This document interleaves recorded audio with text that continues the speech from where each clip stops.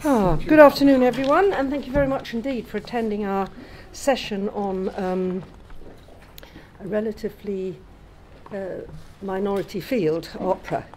I think you know everyone along here, don't you? I'm Linda Christmas, it's Michael McCarthy, and the rest are on the list, yep. Sorry. Steph Power, Rian Evans from The Guardian.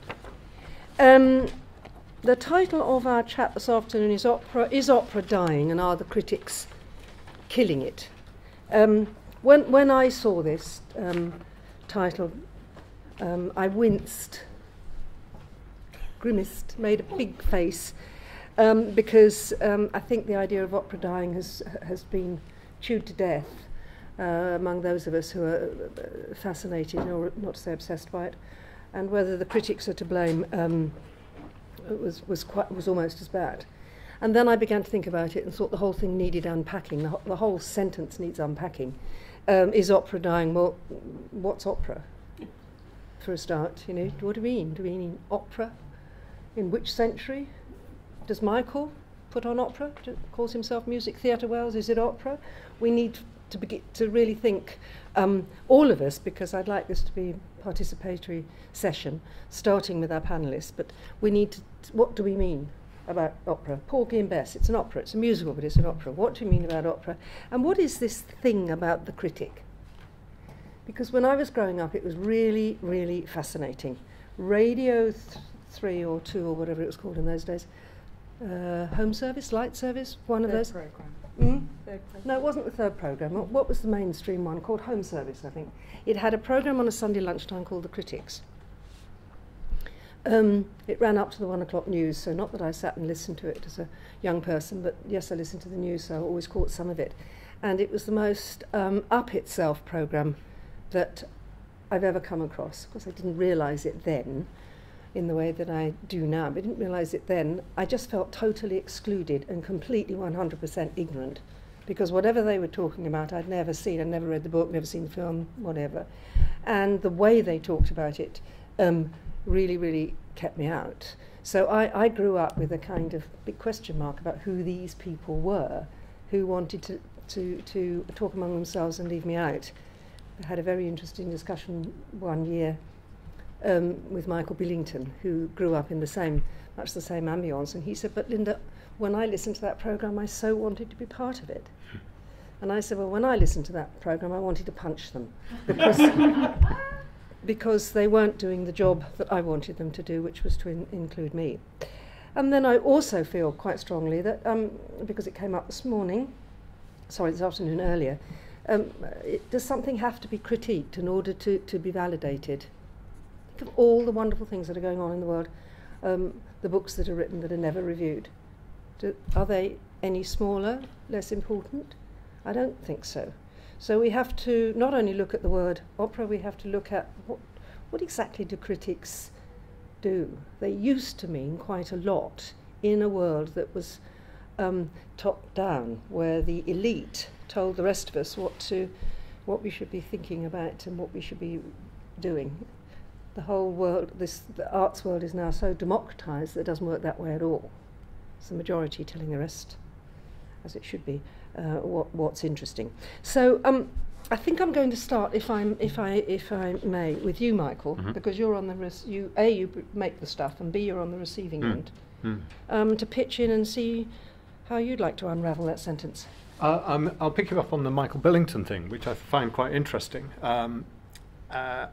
First of all, your analysis of the way that the situation has changed, the social situation has changed enormously. So the top-down pontificating critic of the past is not something that we think still exists. I can assure you it still does. You know, and in particular, you know.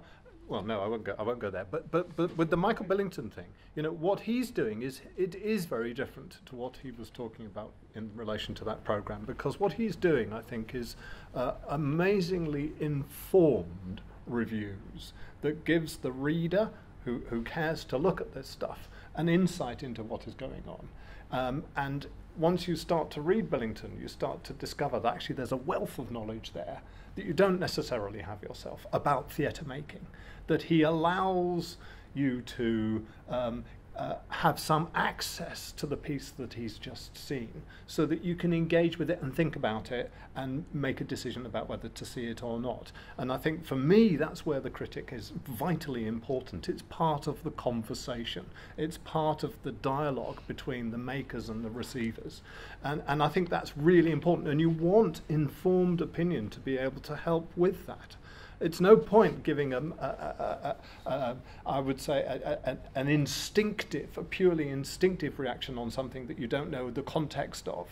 If you know the context, if you know the background, and Rian does this brilliantly, if you know the world in which these pieces exist and can help communicate something about the way that the piece you have just seen functions in the room as a live piece of art, then it can only help. One of the terrible things that happens in opera, of course, is it soon loses its head. People respond in an overly emotional way, or in a pontificating way, or in a hierarchical way. It brings, strangely, for opera, the art form I love most of all, can bring out the worst in people.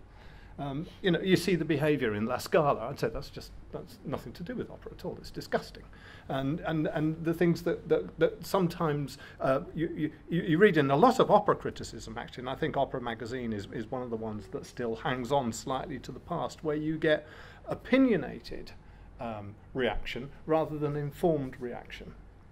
There was the whole case last year of that ridiculous thing, the Rosenkavalier at Glyndebourne, where it seemed impossible to get past the fact that there's a convention in opera in which a woman might play a young man who's in love with a woman. Now, you dress the young man in the way that you might think appropriate to the production at the time. That's fine. Young men come in all shapes and sizes. And yet it became an argument about the clothes she was wearing and the sideburns she was asked to wear and all of that, which had nothing to do with the performance whatsoever. And it became so overblown, so overheated on an irrelevant aspect of, and then of course the media loved it because it looked like a hot-headed argument that was going on in the world of opera, and opera's in crisis again. And I think that there's a fault line in opera, which is very, very easy to get to when you're critiquing it, and it's very, very easy to pass. But when you have got informed, cool, objective, yes, personal. You will get personal, because there's no point in having a critique that's not personal. You want a personal reaction, but you want one that sets a context, that engages in the dialogue. And so for me, the critics have a really vital role to play. And in this age of instant communication and all the rest of it, whilst newspapers might be less of us buying the printed thing, there is a massive amount of reading going on. There's a massive amount of searching for opinion, of searching for hooks to help us make those choices, of guidance, of information. And I think that's absolutely vital. So there's a role to play in supporting and provoking and informing. So you would be an unhappy bunny if no one came along to critique Music Theatre Wales, if you... Yes, I'd be very unhappy about that, because as a niche company, largely doing one night a year in the theatres that we're going to, the only place we can do a run is London. We need people to see that the work is happening so that they have access to it. It's as fundamental as that. It was sold out in London before, in the Linbury for 5 nights. It was sold out before the first night. So what difference did the Critic make? Critics have made an instant difference to the regional venues. The audience purchasing changed as soon as the Critic came out. In the regions? In the regions. They read the... Yeah, okay. Yeah. So are you saying from that that the critic has to bear that in mind as a responsibility or a function? I mean... Not ticket sales, no, but discourse, dialogue, information, yes. Yes, it's not just opinion. It's part of the information, the traction of information. It's part of the conversation. You could do that just as well with advertising, then, couldn't you? No, you can't, because advertising is not conversation. I think advertising simply tells you it's on. If you've got an informed critic who's talking to you as an audience member and there's a trust between you, then you can go somewhere. Then you feel like there is a discourse. Okay, you don't necessarily have the opportunity to respond to the critic, but if it's written in an interesting and informative and helpful way, and whether you like it or not, that doesn't matter, because people can make their own opinions about it, so long as that's carried in the review. No, this is my opinion, this is how I felt it was working, or this is how I felt it wasn't working. This stuff was going on. It sits in this context. I understand it or don't understand it from the context from which I'm coming and the information that I have. Then I think that's a very, very different thing just to telling people it's on, and I'm not just arguing for that. Well, can I ask you another question before we go a little wider? Have you got any idea whose review was key in selling sales in the region? Because one of your best reviews was the Financial Times, and I bet people in the regions weren't reading that paper. No, I'm sure they weren't, and I'm sure they weren't. I couldn't pin that down. All I can tell you is that the box office changed across a lot of venues as soon as the piece had been seen and talked about. I mean, it was out there in The Guardian, and I was very pleased to get a very, very large photograph in The Guardian. When you open that page, you go, photograph. Look at that, interesting. And it was right across the page. Fantastic profile. You want to know, what's that? Should we join in, or do we just wait? Can we just wait for the two to make their observations, and then we... It's just on the marketing side. Yeah. I'll open it just as soon as Steph and Rian have had a chance to say something. To what you're saying is what Yeah. I'm trying to say. But I'll finish that by just saying there is diverse opinion. The work that we're doing, Philip Glass, it does divide. And I can't stand it when a critic comes and says, "I hate Philip Glass. I'm going to hate this. I'm going to tell you how much I hated it because I knew I was going to hate it before I came in." Did someone say that? Yes, absolutely. Oh, and I think that's a kind of pointless exercise. Disgraceful. You mean? Why bother? There's not many, but and we go from 5 stars to 2 stars on that basis if you follow the star system. It's a shorthand. But so there's a diverse opinion, and maybe and that's okay for those people who want to read around. That's also quite good, because you go, okay, what's going on here? This is interesting. I find that interesting as a reader of criticism myself. We would, because we're inside the fence, as it were. Rian, come in and tell us how you respond to the fact that Michael's first reaction was the size of the picture. That's very straightforward. It was a new production, a lead feature. It's to do with the element of how a piece is put across the page, and I mean, lovely to have a picture, but actually much more interested in the fact that it was a criticism which talked about what you'd been doing in that actual production. To come back to the points that we touched on earlier, I see the critic's role very much as the person who mediates between the production and the audience. I personally am always fascinated by the nature of opera that is the subjective response to something, and how you are individually affected by that. I, as much as any of you, is an individual response, but also the sense of a collective response. And I see I'm talking particularly about opera here, the role of the critic as balancing those. I don't think it's sufficient for me as an individual to simply, I don't like the idea of criticism being simply articulating an opinion. I think it's more than that. And I'm also particularly interested by the fact that criticism has taken on a comparatively pejorative meaning. It doesn't mean to criticise doesn't mean actually to tear something apart. It's become to have that kind of meaning, and I rather resent that. I think that's an indication of the way that language is so sloppily used. So I think it's about engaging with everything that you possibly can in a production, and using the words that you have at your disposal. I must say that I'm always quite relieved that when I write for Opera Magazine, which is a completely different kind of spectrum, that sometimes it's possible to elaborate things that you have to almost do in shorthand for the ever truncated Guardian reviews. But to come back to this idea of reflecting to the degree that it's possible, a response which is measuring so many different things. Ultimately, I will always come back to a gut instinct, a deeply instinctive response, and it seems to me that that is the most truthful one, but it's also about being aware of other people's instinctive response. There's nothing to match being in a theatre, being part of a live performance, sensing how people are responding.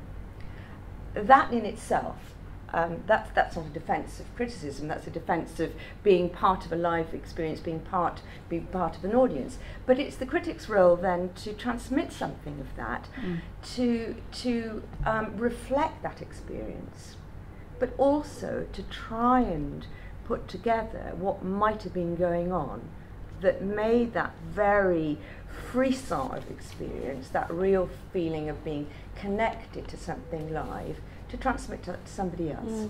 Now, the star system, ironically, as critics we debate that a lot. Sometimes it's a complete pain. The worst things, as you might imagine, are kind of 2.5 stars or 3.5 stars, and but actually when it's a question of whether you recommend that people go to see something, and that's true of opera, then it does have a meaning, and you have to take it quite seriously, and it's not something that's flippantly arrived at. So there are a lot of things going on there, and depending on the occasion, depending on the nature of the performance, you have to weigh up what might be required of you on a particular occasion. Steph? Well, I'd like to pick up on, you're talking very interestingly there about the collective experience of being in the audience. And for me, opera is a collective experience, actually, in the making of it. It's one of those forms which brings together huge experience from a number of different angles, from the musical, from the dramatic, from the libretto, and so on and so forth. And for me, the very richness of that experience is something which is very powerfully important to try and convey, if you like, obviously from a very personal angle. But for me, the art of criticism is also something about conveying how that experience in context actually opens a door for the audience.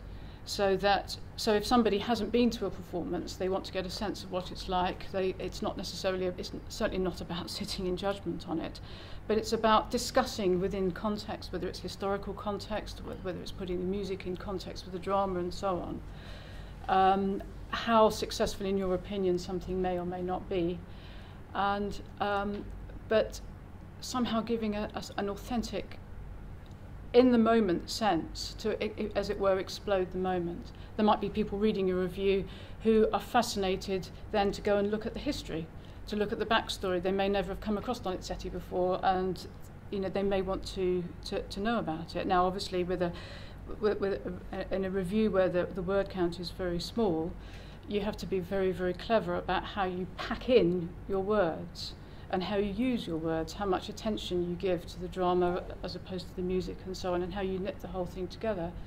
And obviously, just as opera is experiencing its own challenges and exciting new potentials, shall we say, with the coming of technology and the internet, so too is criticism.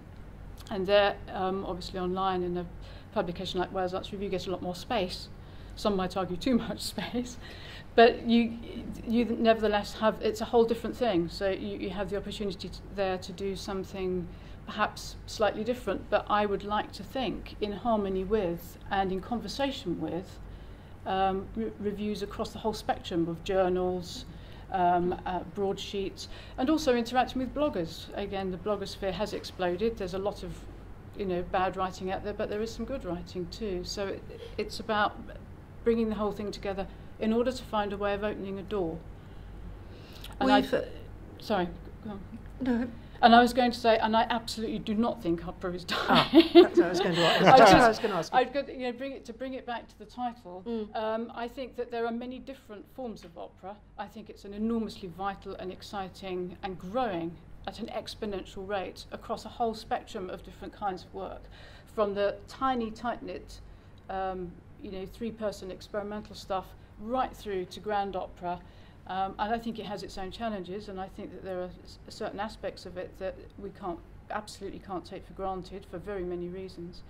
And I also don't think criticism is dying, which is another issue that that has been bandied around. Even if it was meant to have. Even if it was meant to have. Or you thought it could be. Now, I think you're absolutely right. Clearly, it's not dying. But most crucially, I think that the explosion of new opera is where the role of criticism is even more important than it ever was, because Absolutely. It's about breaking down prejudice. Yeah. It's about actually allowing people to have a perception of something which is absolutely vital, and I mean that in the living, vibrant sense, which allows people to engage with a form which is changing over time, which at the same time drinks from that deep reservoir of tradition. But actually, if we're to go back to Wagner and look at Gesamtkunstwerk, then the present makes it more possible than ever to bring these works together. And opera does have an ability to do that. I was fascinated recently reading Julian Barnes's book, The Levels of Life,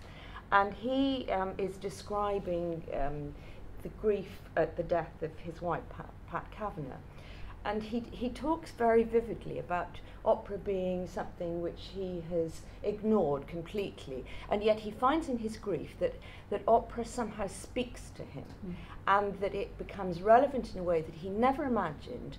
And I very much like the idea that there are people out there for whom the idea of opera is elite and narrow and all of that stuff. Well, I think that's being exploded on a weekly basis.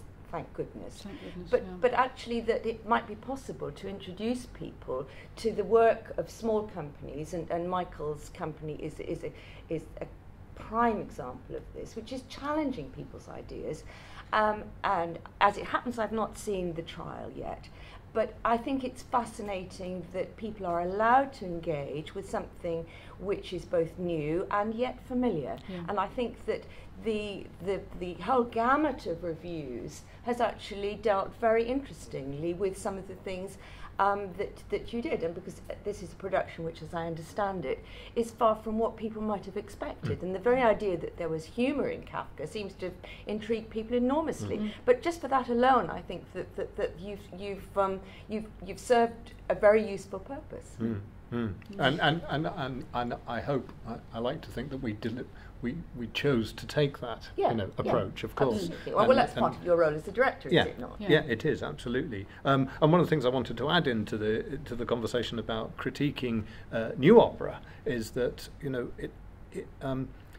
it's quite a skillful area, because there's a lot of information coming at you in one shot, for a new work. And actually it's vitally important, therefore, that we have people who understand the form and are open to the way that the boundaries are being moved around, and are able to communicate that, because as I was saying earlier, really, opera can be a terribly opinionated space, and we're fighting on a daily basis, whilst some of the breaking down of the baggage of opera is going on. We're fighting that on a daily basis. We still feel very encumbered by the image that that's the shorthand, easy, cliched images that opera has.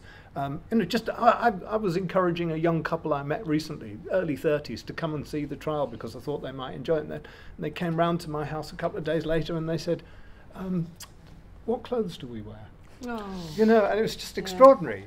In a way, it shocked me. Yeah. That can still go like on. that. Yeah. So there's generations of people that still live with an image of opera that's way out of date. Well, the ironic thing, of course, is that if you look back in history, the Paris Opera and so on, it wasn't necessarily an elitist thing. People went to it. And you get audiences for Carmen, for instance, who'd be more than likely to be going to West End shows than a Wagner opera. Yeah. So the whole idea of opera is something that spans, if you like, the whole gamut from popular to serious and back, whatever those two mean. Yeah. There's one tiny point I want to pick up on then, and I haven't forgotten you all to bring you in.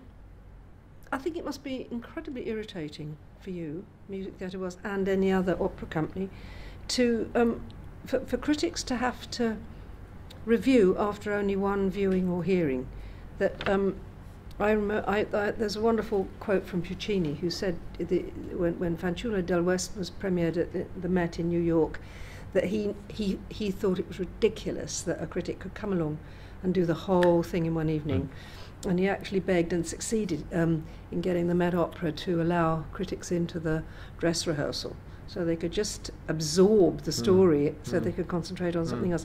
And I was so relieved when I read that quote, because that's exactly how I feel. I can't judge it on one performance.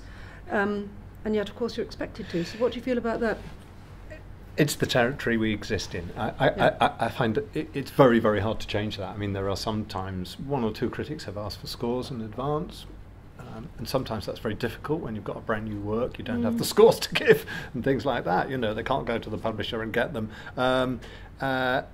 It's the way it works, and it's frankly the way the audience get it. You know, and we all know when we go and see any kind of piece.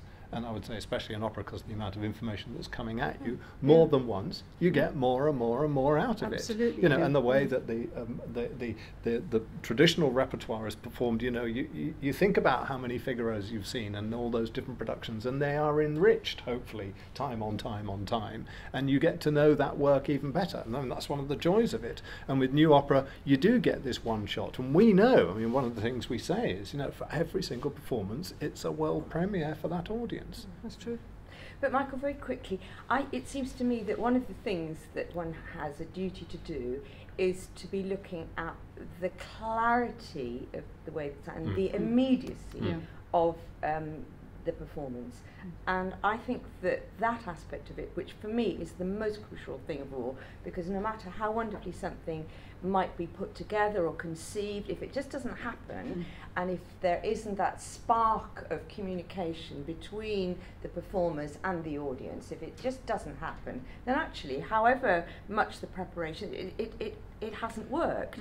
And I think on that basis, I think to be kind of labouring around saying, well, I've got to see 3 performances before I can possibly begin to, you know, express what I think that would be That'd be hopeless. That'd be wrong. It would be hopeless, and it would be false, would it not?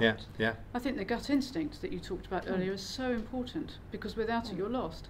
Oh, completely. It's a visceral, for me, opera is a visceral experience. Yeah, quite. Yeah. And Absolutely. you know, you're there in the experience in the moment, and then, you know, as a critic, you know, it's for me it's a fantastic challenge and honour, and I get, you know, very excited about the idea of how do you distill that into words that might open doors, hopefully, for people. And the process of words doesn't necessarily happen. I mean, I have to say, in my experience, the performances which are absolutely stunning, and in that literal sense, you know, you are engaged with it. You actually don't take a note. You don't write a thing, and actually you don't need to, because you simply then you go home and you think about it, and actually if you might write reams, and what you might have on another occasion is something which is the subject of an essay, and just a subject about the problems of staging something, and not about the experience itself. The immediacy of the experience is what dictates how you go about it. And it's then about finding words to relive that, to recreate it. I couldn't agree more, and that's our responsibility, is to make sure that what we're doing does communicate. It has to communicate in one go. That's the essence of it, has to. and it's our role to communicate the communication.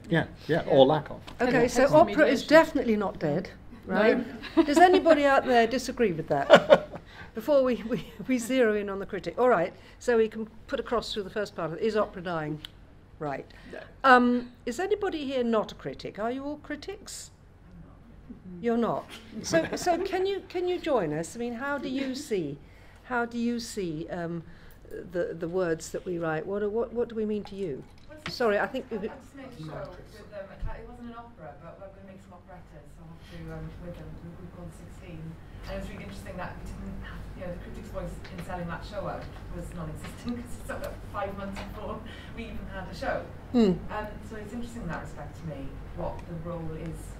I don't know, something like, it's obviously not a sort of marketing role, is it, in opera? Damn well not. There's absolutely kind of, it's fascinating. I saw sorry, these are really incoherent thoughts, but I saw The Girl of the Golden West at ENO recently, which Yes. I thought was fantastic. Mm. And I mean, I'm a massive Richard Jones kind of aficionado, absolutely obsessive, you know, like anything he does. You and me both, yes. Bucket, I think it was amazing. But he, but I was really interested in the critics' response to it, because I kind of felt like they were a bit relieved that he actually Played it straight. played it straight. And Yeah. so funny, the entire, everyone just kind of went, oh God, we're so relieved after such a, I was really intrigued that Yeah. man with such an illustrious career, kind of, that critics would suddenly respond to him in that way, because I love him for all his tricksiness, but I love the fact that there was some... But when it's the point is when it wasn't uncle appropriate, he didn't do it. But And it's also about not being predictable. Yeah. Yeah. Yeah, and also about the fact that he's been given the commission to do the new Bohème for Covent Garden. Yeah. And when I read that, I thought, what are you thinking of? You know, the first production ever lasted for 75 years, and John Copley's has lasted for 4 years. Richard Jones? But we're all in not? dialogue Why here, not? aren't we? I mean, directors come along and they have their particular take, and thank Yeah. God. I mean, if you think about the number of Turandots or whatever, you'd be sitting through all the same. The number of Figaros that would be all the same. I mean, I think it's very important that. Again, it comes back to a form that, in order to remake itself, as well as new repertoire, which we've touched on, but every time an opera is produced, it's remade, and there is that dialogue then between the tradition and the new, and so it's about mediation all the way through. So in a sense, I don't know what you think about this as a director. The challenge as a director is to make sure that the work you are doing, whether it's Turandot or a brand new piece, is to communicate it to the audience in that room there and now. So it has to be about, okay, where are we now? How do I respond to this piece? How can I communicate my response to this piece, which is informed by where I live and who I speak to and how I live and what I think, and that's part of the process. Which the critic then goes away and communicates to the audience. Like Richard Jones, for example, for me going to see his work, it's not just about watching, and it definitely isn't kind of a response to the world around him necessarily. It's kind of him positioning himself against the world. I think him more strongly than a lot of other, and he's a very specific example. But that's what I love about it, because I love his voice as much as I love Puccini's. That's right, and that's part of the You just mix. sit there and tick off a Richard Jones moment, another Richard Jones moment. Ah, they're dancing on the bar. Another Richard. I love it. I can't do without it. But can I raise a point which is very much a subject of discussion among critics and among people who look at criticism, which is the business that we're now in an age which is director's opera, and that the emphasis on production is so much greater than it would have been in the past. There's a certain view that opera critics no longer talk properly about voices and about the quality of voices and the way that things might have been talked about in the past. Now, as it happens, opera critics are pretty much evenly divided between people who have a passion for opera but don't have music training, and those who have a musical background.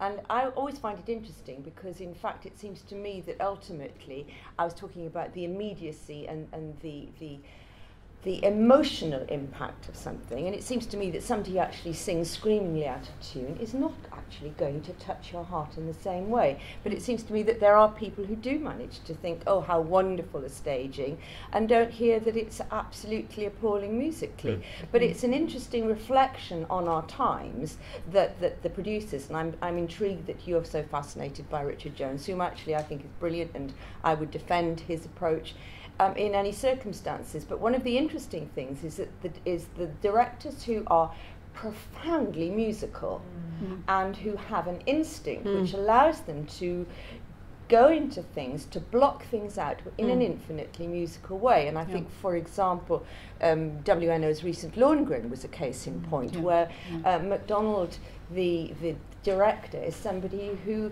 is clearly deeply appreciative and responsive to the purely musical structure, which then allowed him to design, and the whole kind of thing unfolded in a way which made wonderful sense. But actually, there are, for every MacDonald, there's somebody who simply has really very little musical sense, what I would suggest, sense of musical priorities. I think it's his prima le parole, and then the music. It is a musical form. Absolutely. Just has to be so. But the words and the music are implicit. I think we should come back to Mike's point about you. You were going to say something about marketing. I don't want you to be left out, Mike. No. Forgive me, I'm interrupting. No, I'm sorry. Who is Mike? Mike is the gentleman here who. I just wanted to, because I'm in sort of quite an unusual position, being someone who writes about opera in a place where opera is produced for media as well.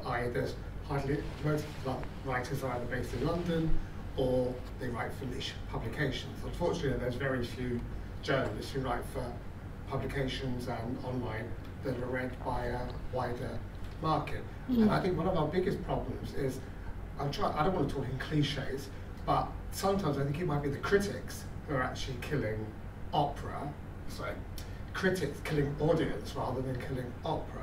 Because I think the problem we've got a lot is that the main role, that at the end of the day, a critic is a journalist, and they're writing for a particular audience. And I think an awful lot of critics forget that.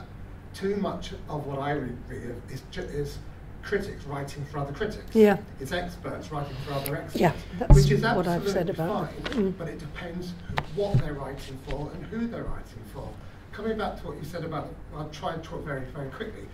In the days where critics were much more highly held is probably when they were the only voice. There was a bit of radio, there was a bit of television. There weren't mass communications. There weren't newspapers with mass circulation that even touched these sorts of arts. There certainly wasn't the internet. There certainly wasn't blogging. And unfortunately, what's happened is the sorts of publications that had specialist writers still are there, but are becoming increasingly niche, such as you made the point, Financial Times. The Financial Times could devote 10 pages to an opera being performed somewhere in Wales, but 20 people in Wales read it. It's a super review. Unfortunately. But then the reviewers have got to remember that more and more people are seeing everything that's out there, but I think a lot of reviewers forget who they're writing for. Now, if they do just want to write for a very small niche, that's absolutely great. But coming back to what we said about the marketing, what we have to remember as well, the nature of opera and opera companies has dramatically changed. They're all dependent on vast amounts of public funding. They're all dependent on stakeholders. And the thing about marketing is, every review that gets written, the reason why most arts companies are desperate to get reviewers along isn't to get bums on seats, because they know that doesn't really work much anymore. It does for some things. It's to get exposure for the stakeholders. It's to get, the Belgians been to it, it must be worthwhile, the arts minister will see that. The local papers come to see it, we're reaching an audience. And I'm not saying that's wrong, but I'm just saying that we've got to be, as writers, as reviewers, we've got to be much more canny about what our role is, what we're doing, who we're writing for, how it's being used. The days of just being almost in an ivory tower of a London-based paper where you could be read by a few 100,000 people, and that's all, is fine. There is a tiny world of that still going on, but the vast majority of reviewers, and for the future of criticism reviewing, just be aware we are part of this democratized, I think that's a very false word really, it's simply a mass market. Same thing. And we've got to work out what our role is in that market. Yes, Andrew. So it's just to amplify actually what Mike said, will continue. I mean, one of the things you said, Linda, was does the work matter whether it's actually reported or not? No, of course not. But the nature of Wales is that the tentacles of support and patronage of the state go much further than in England.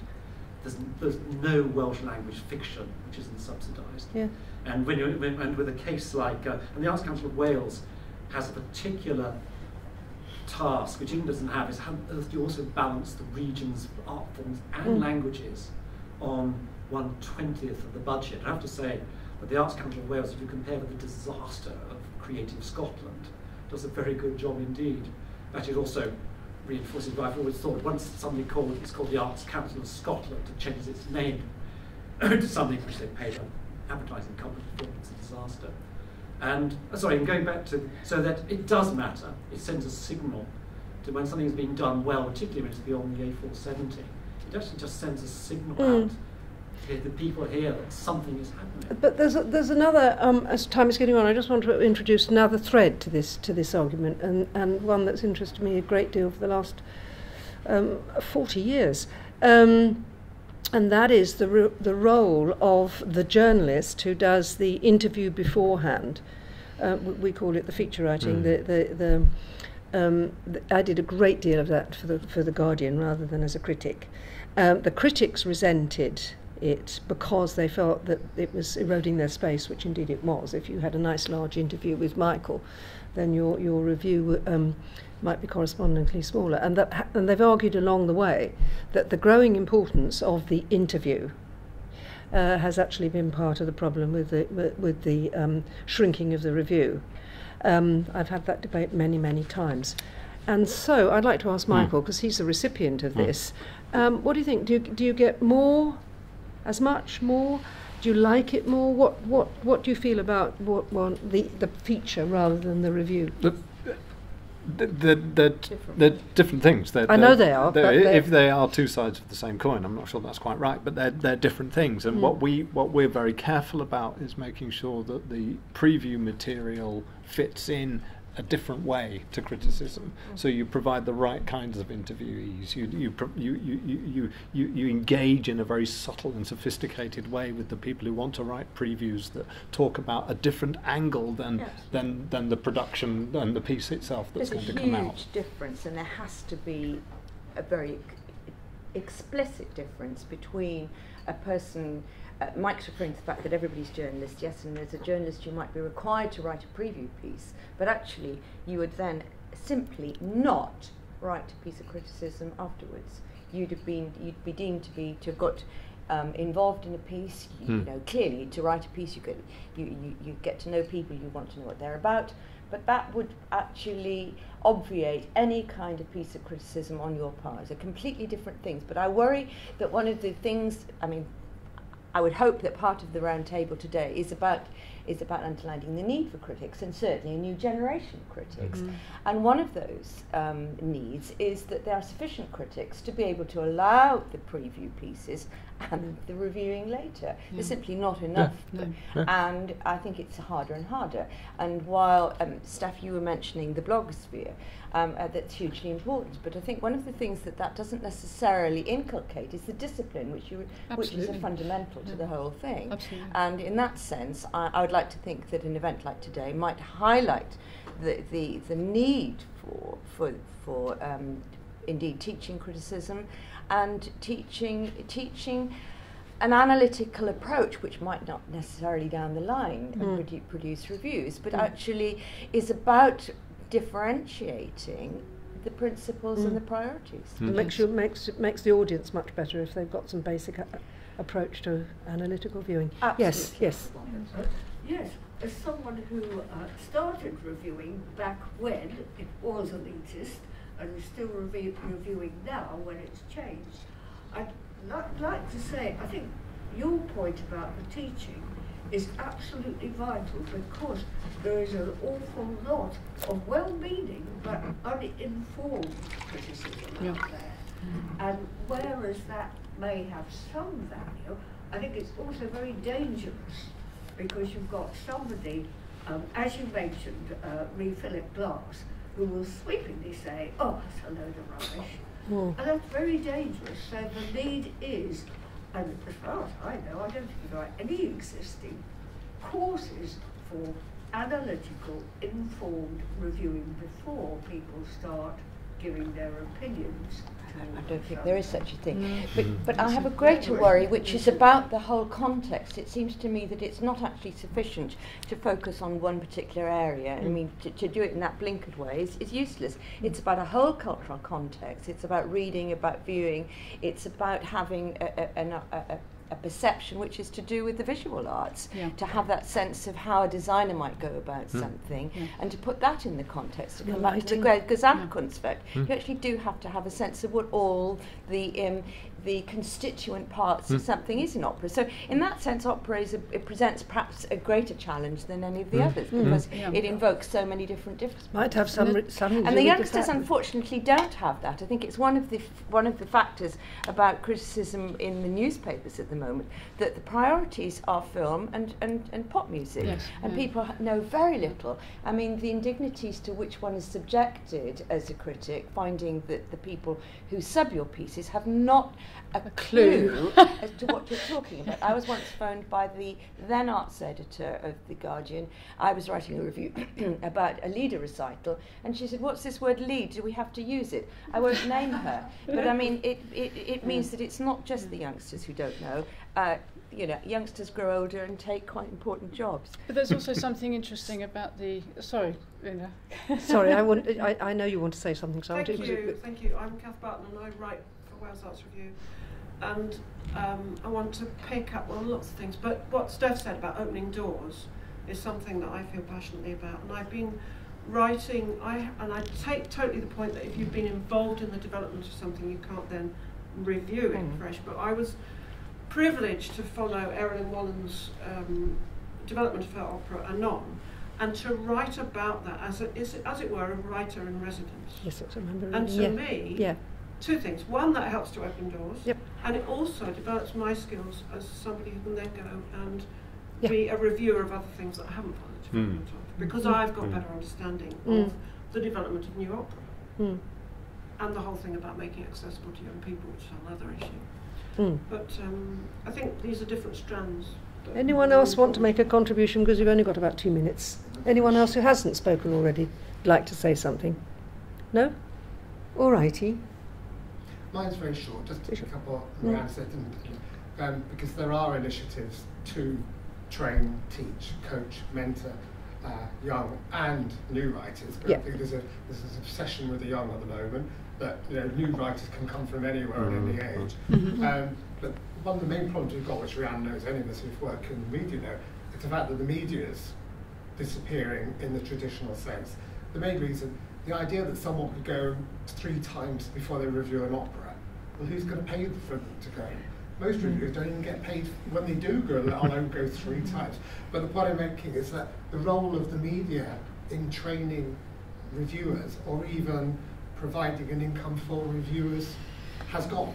And that slack is being taken up more and more by the educational world, which is fine, but we also know that that is now a business, so they're churning out loads and loads and loads, and the skills which we used to expect from journalists are disappearing, or the trade unions and other like-minded bodies are actually doing it. So one thing I hope we'll mention later on is that there is initiative to actually training young critics, young journalists. Yes, that is for the next session, I think. But coming back to what I said, but I would like, sorry, because I'd like the panellists to have, 30 seconds each to have a final thought. Well, I was just wanting to pick up on the point of the wider relevance of criticism in a way. Just going back to Rian's point about music, for instance, and about what one notices in a production and what one writes about. I mean, there was a time, for instance, when critics might have picked up, for instance, different styles in music in the training of singers, which may stand to fall by the wayside if critics are no longer talking about music and about singing in that sense, and they're focusing on the production. These are all things that whether that's a good thing or a bad thing is we could debate for hours, but all these aspects of the different changing functions of criticism and the different ways in which we write about things have a huge cultural impact, I think. Just wanted to Michael, what's your final thought? I think, well, I suppose my final thought is that we need you. We need critics. We need that dialogue, as I was talking about earlier. But we don't, You know, we want it to be informed. We want people to understand. I'm interested in what you were talking about with Anon. You know, it started making me think that opera companies should take some responsibility to embed critics, to train them up. You know, and okay, not on that one, not on that. You know, without building necessarily friends, which would be not the appropriate thing to do, but to inform people what the process is and how to think and how to respond, include running the gamut, you know, the singing, the design, the performance, the conducting of it, how that's shaped, the collaborative nature, the Gesamtkunstwerk thing that we deal with on a daily basis. Yeah, they should. Yep. Very quickly, I think that the idea that one is writing for a readership, I like the idea that one might actually simply be talking to a single reader and encouraging them to re-examine their own response, because one of the things I defend to the hilt is everybody's right to have their own opinion, and I think it's about encouraging the individual to not just sort of sit back and wallow in the experience, but actually engage in the process to the degree that they might indeed themselves at some point be able to articulate in a way which means that the ripples go out all the time. And my final thought is this, that most of the critics who write about opera come from the musicology departments of universities. They're music-led people. And No. You're not. More generally come from a literary degree background and possibly I see what you mean. Yeah. And a great passion for opera, which doesn't necessarily invoke a musical training. Really not. I would say that the divide is quite different from what you suppose. What you think that you think? Well, anyway, the point is. And probably changing towards that it. Well, that's another thing that I think actually belongs into the next session, which is in another room downstairs, isn't it? The role of the critic in Welsh. What is the future of the arts criticism in Wales? Yeah. I make it 5:03, so I would simply like to thank our panellists and thank you all for taking part in an interesting session. Here's to opera. Here's to opera.